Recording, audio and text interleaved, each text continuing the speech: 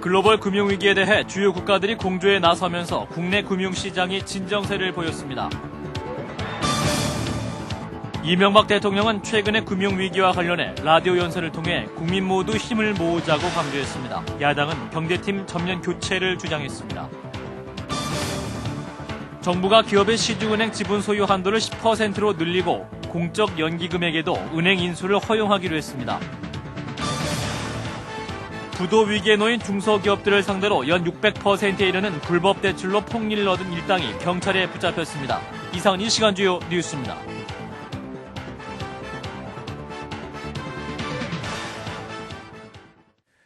시청자 여러분 안녕하십니까?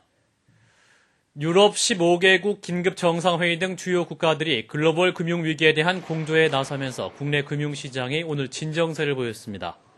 오늘 코스피는 47.06포인트 급등한 1288.53에 장을 마쳤고 코스닥 역시 17.89포인트 오른 368.17에 거래를 마감했습니다. 원달러 환율도 큰 폭으로 하락해 지난주보다 71원 급락한 1238원에 거래를 마쳤습니다. 한편 정부는 오늘부터 두 달간 환투기 우려가 있는 고액 외환 매입이나 변칙 증여성 해외 송금 등 불법 외환 거래에 대해 대대적인 특별 단속에 나섭니다. 최근의 금융위기와 관련해서 이명박 대통령은 오늘 아침 라디오 연설을 통해서 국민 모두가 힘을 모으자고 강조했습니다. 이에 대해 야당은 경제팀의 전면 교체와 경제정책 수정을 요구했습니다. 최승진 기자입니다.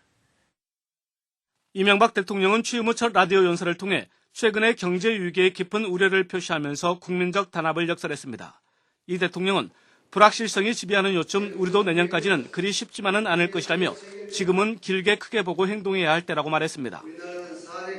지금의 어려움을 극복하는 지름길은 기업과 금융기관, 정치권 그리고 소비자인 국민 모두가 서로 믿고 각자의 역할을 충실히 하는 것입니다.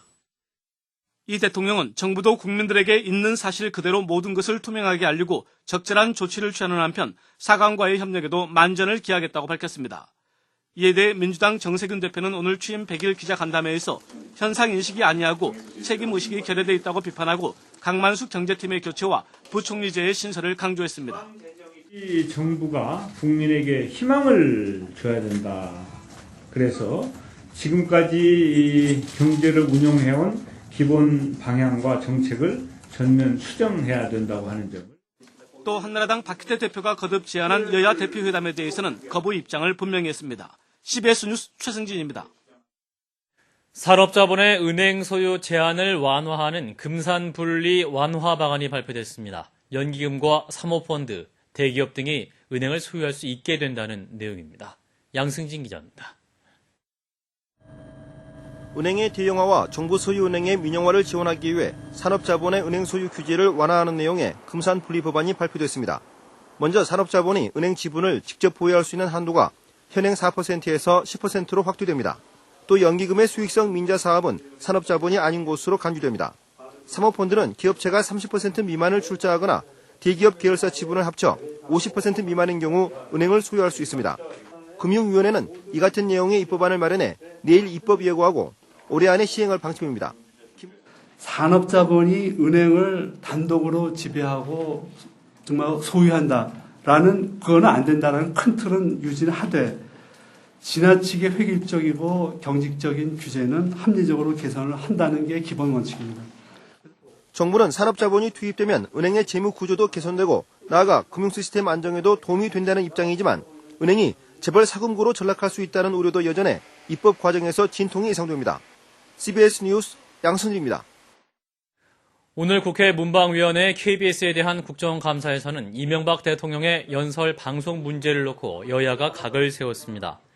민주당 간사인 전병헌 의원은 KBS의 이명박 대통령 연설 방송이 정치적 독립성을 훼손했다고 주장했고 한나라당 나경원 의원은 방송사들이 자율적으로 방송한 것이라면서 반박했습니다. 또 국회 행정안전위원회 서울경찰청 국정감사에서 여야 의원들은 유모차 부대 어머니 등 촛불 집회 참가자에 대한 경찰 수사의 적법성을 놓고 치열한 설전을 벌였습니다. 부도 위기에 놓인 중소기업들을 상대로 연 580%에 이르는 불법 대출로 폭리를 얻은 일당이 경찰에 잡혔습니다. 피해 중소기업만 1000여 곳에 달하고 있습니다. 강현석 기자입니다. 중소기업체 사장인 56살 이모 씨는 지난해 11월 한 무등록 대부업체로부터 무담보 신용대출로 4,500만 원을 빌렸습니다. 법정 이자율 49%를 훌쩍 넘는 연이을 580%의 살인적인 고금리였지만 자금 압박 탓에 일단 대출부터 바꿔봐야 했습니다. 이자는 순식간에 불어났고 대부업체로부터 가전 협박에 시달리던 이 씨의 회사는 급기야 부도를 내고 말았습니다. 이 씨처럼 대부업체의 폭리에 신음해온 중소기업은 지금까지 줄잡아 1000여 개에 달합니다.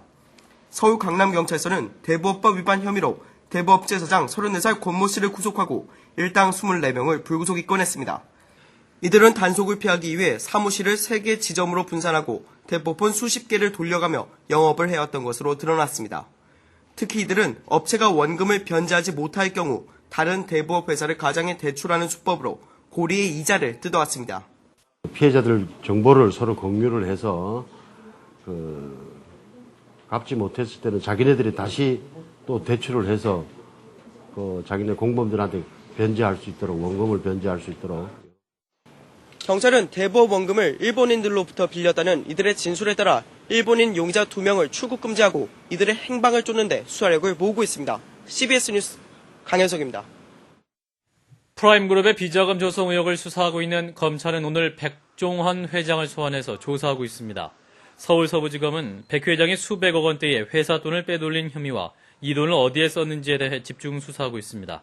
검찰은 백 회장에 대한 추가 조사 결과를 벌여 혐의가 확인되는 대로 이르면 내일쯤 구속영장을 청구할 방침입니다. 교육당국이 내년 2월까지 전국적으로 학원비 특별 단속을 벌입니다. 교육과학기술부는 16개 시도교육청별로 이번 주부터 편법, 부당한 학원비 징수 가능성이 큰 학원들을 대상으로 특별 단속에 들어가기로 했습니다. 중점 단속 항목은 수강료 과다 징수와 허위 과장 광고, 수강료 표시제 등이며 위반 사항이 적발되면 과태료 부과와 교습 정지, 등록 말소의 처벌을 받게 됩니다.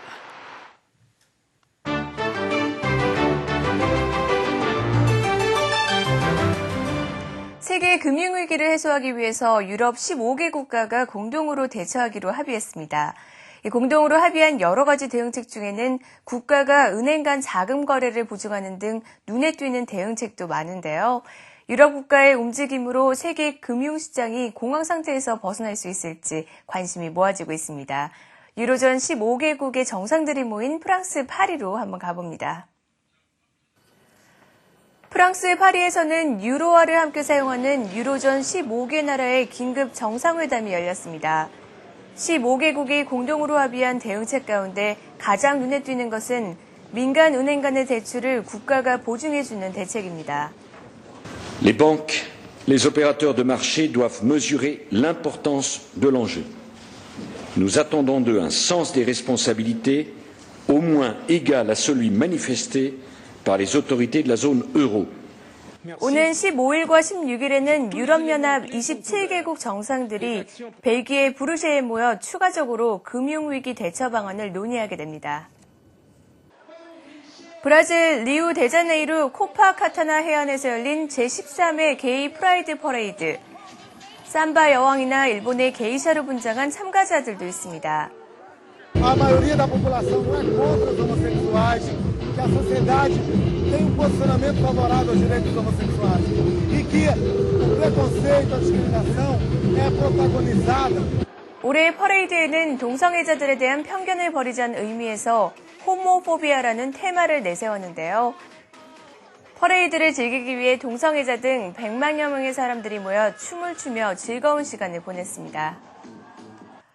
전쟁 이후 끊임없는 공격으로 힘든 생활을 이어오던 이라크에 평화로움을 마음껏 즐길 수 있는 작은 독일 레스토랑이 생겨 눈길을 끌고 있습니다. 이곳에 흥겨운 연주와 노래, 시원한 맥주와 맛있는 음식은 사람들을 한자리에 모이게 합니다.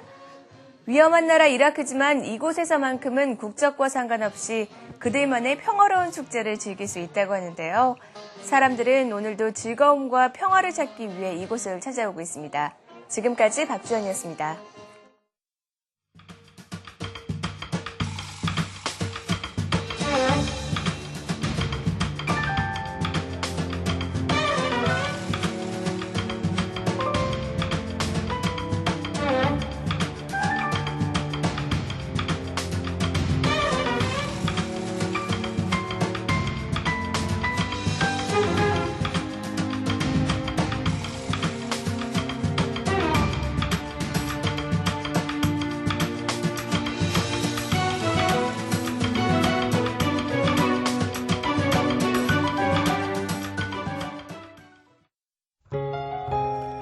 날씨입니다. 내일은 고기압의 영향을 받겠습니다. 전국에 대체로 맑겠습니다. 아침 최저 기온은 5도에서 17도, 낮 최고 기온은 21도에서 25도가 되겠습니다. 서울의 현재 기온 16.8도입니다. 이상으로 CBS 뉴스를 마칩니다. 고맙습니다.